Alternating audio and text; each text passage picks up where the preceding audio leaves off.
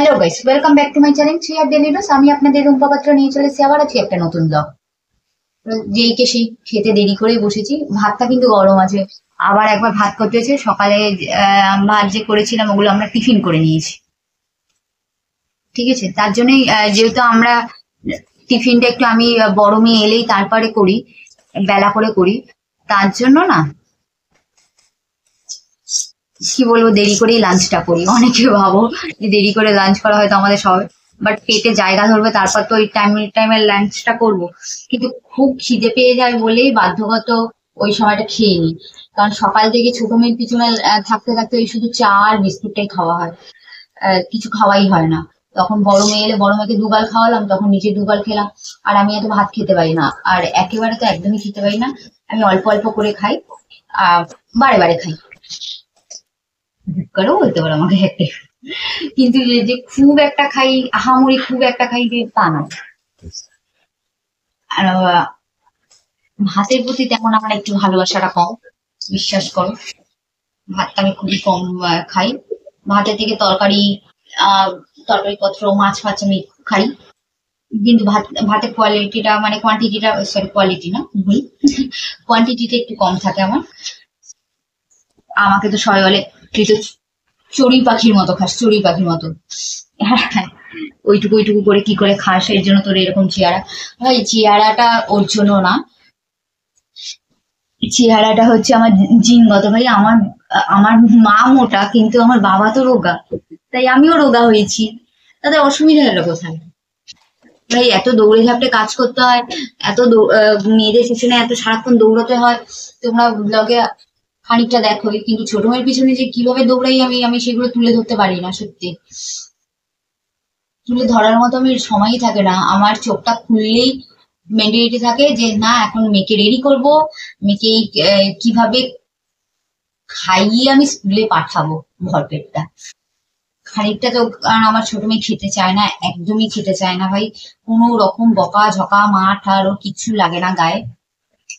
জানি না ভগবান ওকে খিদে দেয়নি, চকলেট চিপসের ছাড়া আর কিছুরই। আর যে বাচ্চা যে জাঙ্ক ফুড খায় তাও না, তাও খায় না, সবটা নিয়েই বসে থাকে। তো অনেক বক বক করে ফেলেছি, তোমাদের তো বলতেই ভুলে গেছি। এই যে আজকে করেছি এই যে শীতকালে গরম গরম ফুলকপির বড়া।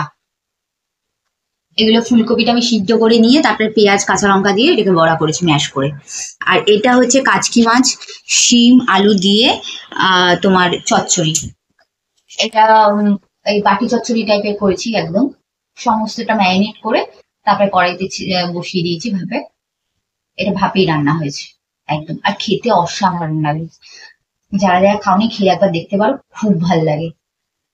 শীতকালে এই ছোট ছোট মাছ, মাছের চচ্চড়ি, এইসব না খেলে আর কি আর খেলাম বলো। তারপরে ফুলকপির ডাঁটা ঠাটা দিয়ে চচ্চড়ি। অনেকেই দেখেছি ফুলকপি ডাঁটা ঠাটা খায় না, অনেকে বলে যে ছি কিরকম। ভাই ভালো লাগে, ছি করার কিচ্ছু নেই। ফুলকপি, শুটকি মাছ, এই সমস্ত কিছু ভালো লাগে, যার যার টেস্টের ওপর। কখনো কোনো খাবারকে ছি করো না, যেটা তোমার ভালো লাগে না সেটা তোমার ভালো লাগে না। আমি সব সময় এটাই বলি। আর আমি আমি যা খাই আমি আমার মেয়েদেরও প্রত্যেকটা জিনিস খাওয়ানোর চেষ্টা করি। আর যেহেতু শীতকালে সিজনেবল সবজি, আমি চেষ্টা করি যে মেয়েদের সমস্ত সবসময় সবজিটা খাওয়াতে। চেহারার যে মাংস হলেই যে একটু চেহারা স্ট্রংটা থাকতে হবে, তার জন্য আমি কিন্তু আমার মেয়েদের কিন্তু খাওয়ানোর চেষ্টা করি।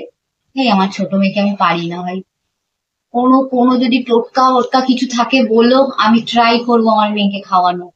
আমার মেয়েকে আমি কিচ্ছু খাওয়াতে পারি না, এই ছোট মেয়েকে সব ফেলে।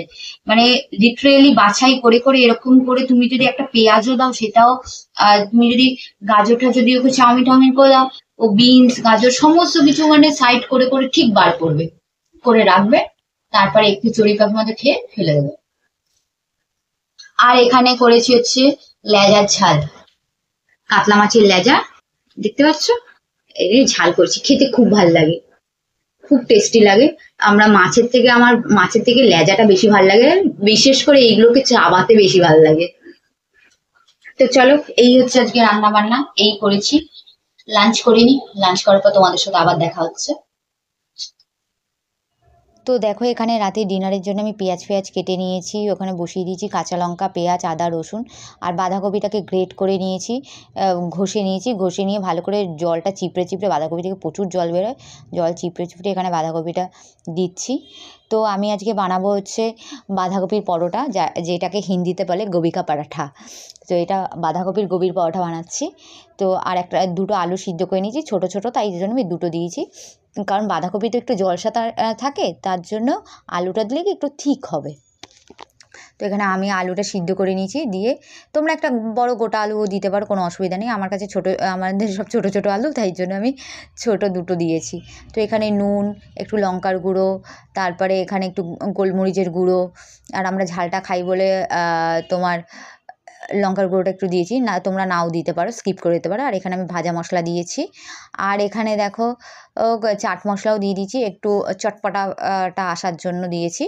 আর এখানে আমি ধনেপাতা যে কুচিয়ে রেখেছি, এবার ধনেপাতাটা দিয়ে দেবো, আর একটু হলুদ দিয়ে দিয়েছি, নয়তো এই সাদা সাদা ছিল যেন মনে হচ্ছিলো আমার দিকে তাকিয়ে আছে, এই কারণে আমি ওখানে একটু হলুদটা অ্যাড করে দিয়েছি। দেখতে একটু কালারফুল লাগছে, দেখতে ভালো লাগছে, তার জন্য। এবার হয়ে এসে এবার আমি ধনেপাতাটা দিয়ে ভালো করে এটাকে শুকিয়ে নিয়ে এটাকে আমি নামিয়ে নেব। নামিয়ে নেওয়ার পরে দেখবে আমি ভালো করে এটাকে টানিয়ে নিচ্ছি, কারণ একটু জল যেন না থাকে।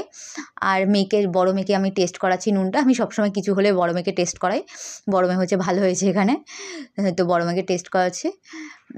তো এটাকে নামিয়ে নেব, ব্যাস। নামিয়ে নিয়ে এবার এইগুলোকে লেচি কাটবো, লেচি করে। আর এখানে আমি দেখো ময়দার লেচিও করে রেখেছি, ময়দার লেচি কেটেও রেখেছি, কেটে এখানে ঢুকিয়ে দিলাম পুরটা।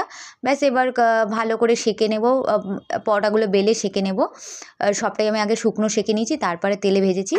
এই দেখো প্রত্যেকটা জায়গায় কিন্তু পুর ঢুকেছে, তোমাদের কিন্তু আমি কেটেও দেখাচ্ছি। দেখো আমি বলছি ফাস্ট, আর এটা যাচ্ছে স্লো, তো ডোন্ট মাইন্ড। তো আমি এখানে সমস্তটা বেলে এগুলো সমস্তটা আমি ছেঁকে নিয়েছি, ঠিক আছে। আর তারপরে আমি এগুলোকে এবার সমস্তটা সেঁকা হয়ে যাওয়ার পর ভালো করে আমি সেঁকে নিয়েছি, কারণ কোথাও যেন কাঁচা পান না থাকে। তারপরে আমি এটাকে তেলে ভাজবো।